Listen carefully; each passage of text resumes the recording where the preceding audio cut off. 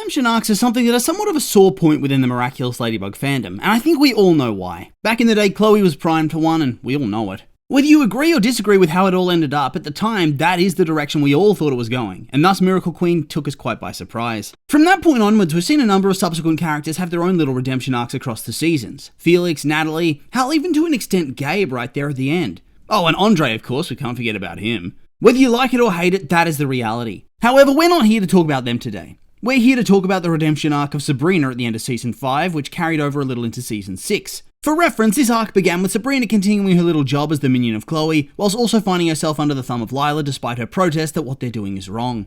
It eventually comes to the point that she turns against them in the episode Confrontation, when they force her to forge the career forms of various different members of the class. She calls Marinette and they develop a plan to trap Lila into admitting the truth. To do this, they use a fake bathroom with a trick mirror, and side note, did they ever explain how they actually got their hands on that type of equipment, or are we just supposed to ignore that one?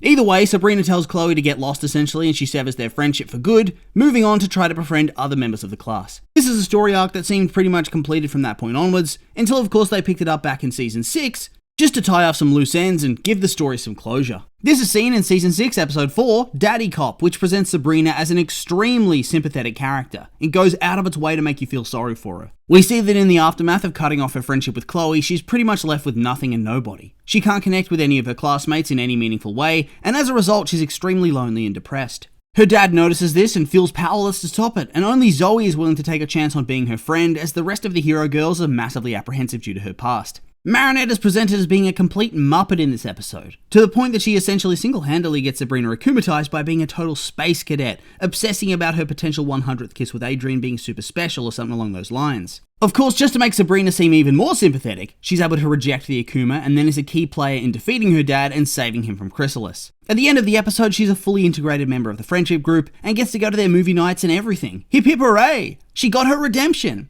I figured it was just a nice little bit of writing for a decently minor character. The more we've gone on, the more I'm starting to remember that Sabrina was honestly a bit of a piece of shit, and I'm questioning whether she even deserves this redemption arc at all. Was a sympathetic portrayal across the later part of Season 5 and then into Season 6 enough to wipe out multiple seasons worth of poor behaviour? Enough to wipe away years and years of being a pretty terrible person? Because let's not get it twisted, she was a terrible person for a very, very long time, to the point that I really debate whether she deserves any sort of redemption arc at all. And if you go back and look at some of the older episodes, you can kind of see that this is the truth. I mean, let's start with Season 5, which, whilst also being the first spark of that redemption arc, actively also showcased her to be a massively shitty person. In the episode Derision, it's made clear that Chloe's been severely bullying Marinette for a significant period of time, to the point that she no longer wants to come to school at all. She's putting roaches in her locker and setting up buckets of water for her to fall in. But do you reckon it would be Chloe actually doing the grunt work here? No, it would obviously be Sabrina. According to Damocles, when he finds Marinette to punish her for being late, it's apparently the 8th time this week she was delayed in the halls, likely due to her being slowed down by pranks. So this is happening multiple times a day, and Sabrina is a willing participant who laughs and mocks and sneers alongside her. When Marinette comes to class, she is 100% behind Chloe, and she gets a lot of enjoyment from this. The only time she doesn't seem to have fun with the bullying is when she gets slapped down by Chloe for not being funny enough. On top of that, she is 100% the catalyst for the terrible prank that Chloe and Kim pull on Marinette with the spiders in the jewelry box at the pool. After all, she is the one who's eavesdropping on Marinette and Sokoline's conversation about how Marinette has a crush on Kim and wants to ask him out. She's also smirky and everything going down, and she's the one who's actually filming the prank. Already, this is enough evidence for me to show that there's no chance that any real-life person would ever want to be friends with Sabrina after being part of this. This was probably the peak of the bullying, but it's supposedly been going on for years at this point, and Sabrina's been there the whole time as Chloe's willing lapdog. That's just the beginning though. Our drop-in point for the chronology of the story. There's so much more of Sabrina being a truly awful person across the course of the show, especially the early seasons. I guess we'll just keep going in chronological order, shall we? We can start off by talking about the Miraculous Origins episode. Once again, she's playing the role of the willing lapdog in the bullying of Marinette by helping Chloe kick Marinette out of her regular seat, banishing her to the front of the class. Later, in the next part of the Origins episode, she's the one who sticks the gum that Chloe has chewed up, yuck, onto Marinette's seat, so that once again she'll be humiliated in front of everybody. So once more they're bullying a girl who's been targeted for years by them. I tell you what, it's a wonder that Marinette is as well adjusted as she is after all the shit they've put her through. Even after all of this though, you know who's willing to give Sabrina a second chance and start over in Eve Illustrator? Who tells her that even if Chloe abandons her, she'll still be her friend? Marinette, that's who. She gets partnered with her and Chloe for a project and helps Sabrina briefly see that the way she and Chloe operate is hardly a friendship at all and is simply exploitation. That in the end, Chloe really only cares about herself and what she desires. That Sabrina is and always has been a second-class citizen to her. Despite packing on the crazy and becoming obsessive about being Marinette's best friend, despite the years of bullying that she helped facilitate, she still gives her that chance. Only for Sabrina to throw it back in her face and go crawling right back over to Chloe to continue their reign as the terrible twosome after being bribed. Nice. For pretty much the entirety of Season 1, this is the status quo of her character. She'll be at Chloe's beck and call and be pretty unsympathetic to anybody who gets hurt along the way. She is the eternal Chloe simp. She does this in Lady Wi-Fi, in Princess Fragrance she stands by and just acts like a generic lackey. In Dark Cupid, she and Chloe notice Marinette digging through the trash and she mockingly asks whether Marinette's looking for some better clothes before they run off laughing. Then in Mr. Pigeon, she's the one who actually steals Marinette's design on behalf of Chloe for the hat. Yes, in the end Chloe told her to do it, but she still did it, no hesitation and no regret. She stole intellectual property to attempt to snatch a life-changing opportunity away from Marinette. What a good and moral person. What hero potential she has. What about in the episode Roger Cop, when her dad is quite literally fired by the mayor, the father of her best friend, and all very much at Chloe's prompting. And yet when her defeated father leaves the school, does she chase after him? Does she follow him? Nope. She stands there and sticks by Chloe. For reference, in Daddy Cop, the moment that he realizes that Sabrina's upset and wants to come home, he starts speeding back to get her and is so angry that his daughter's been hurt that he freaks out and gets akumatized. Glad to see that same energy reciprocated. Oh wait, it's not. In Dark Blade, she lies to Sabine to get access to Marinette's bedroom in order to try to steal her diary and get embarrassing secrets they can use to blackmail her with to make her drop out of the class representative election. To tell you the truth, this is one of the dodgiest things she's done by far, so incredibly creepy and violating. In Reflector, once again on Chloe's orders, she goes and locks Juleka in the toilet cubicle to make her miss the school photo and make her feel like absolute shit.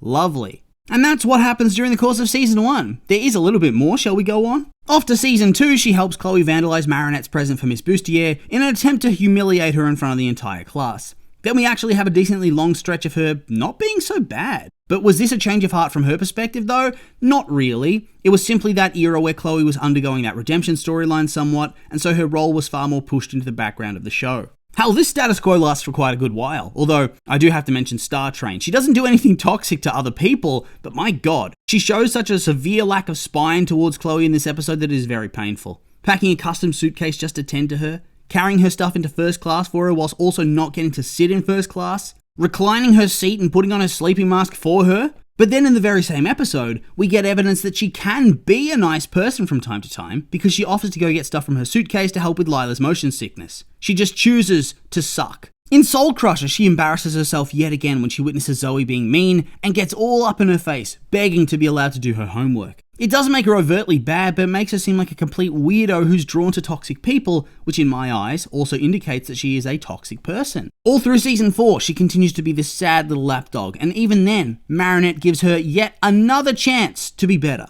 She gives her the miraculous in Penal Team. Then we come to Season 5, and yeah, she eventually gets that redemption arc after she has a full season pretty much of going along with all of Lila and Chloe's schemes, but I have to say, none of this ever really showed that she changed. She doesn't suddenly turn against Chloe because she realizes Chloe's a bad person or because she's toxic or a bully. She turns against her because in her eyes, they're going a little bit too far when they decide they're going to meddle with the futures of the entire class because they could get in actual trouble here. Everything else they do though, that's apparently a-okay. Don't get me wrong though, for me this is all fine and dandy, so long as it eventually feels earned when she manages to win the friendship of the rest of the class by proving she's changed. Although I can guess you can argue from a certain point of view, it's already kind of ridiculous that any of them would ever want to be her friend to begin with. Because yeah, she kind of sucks, as we've seen through this deep dive into her history with the show, and that's just a single year. She's supposedly been doing this for years on end beforehand. Is she a victim of Chloe? Yeah, that's pretty clear. But it's also clear that she's victimized pretty much every single member of their class and social circle. She has no real repercussions for this apart from briefly feeling lonely at the start of Season 6. For them to not want her to be a part of their friendship group so suddenly after being a horrific bully to them for years. Like I said, not a single year, not a couple of months, but for the entire time they've known her, she has been Chloe's sidekick since they were small kids. Then to let her into the inner circle so quickly, it's just so strange. And I think the reason that it doesn't feel earned and feels unsatisfying is because she doesn't change on screen. She just felt like Chloe was going too far, mostly due to Lila's influence, and so she betrays her, only to figure out off screen that she's behaved like a piece of shit for years and now has no friends at all. It would be good development if we saw it play out, but like I said, we don't. These are all epiphanies that happen off screen, in the gaps between episodes and seasons, and this means that we miss out on a lot of development. From our point of view, she ditches Chloe and then doesn't do much of anything before being given a miraculous again to become a permanent hero of Paris with the rest of the team, and then makes friends with Zoe. I just think it was rushed to see the other girls being so distant because they were rightfully remembering what she used to be like, only for that to be resolved pretty easily, all things considered. I'm not saying they needed to hate on her or anything like that, but I think it would have been better if she was slowly befriending both Zoe and maybe then Marinette over time, before jumping into her joining the girls' club, and that would have made a lot more sense. But then again, she's not the main character. She's a minor character when you look at it. She's firmly in the region of being a background hero, and so you can't expect that level of arc. Regardless though, when you look at it, despite Daddy Cop being rather well written as an episode, it's not really a redemption arc, is it? It's almost a soft retcon to make her a victim who was bullied into going along with being awful, rather than what we actually saw, which was a toxic person who followed along with somebody stronger and more forceful than her, and that kind of bothers me. And based on that, she doesn't really deserve a redemption arc based on everything I've seen. Regardless though, there's not much else to say, and so I'll just remind you that these have all been my opinions, and now I'd like to hear yours. What do you think of Sabrina and her redemption? Do you think it was well done? Do you think she deserved it? I'm curious for your thoughts, so make sure to like, comment, and subscribe, and let me know.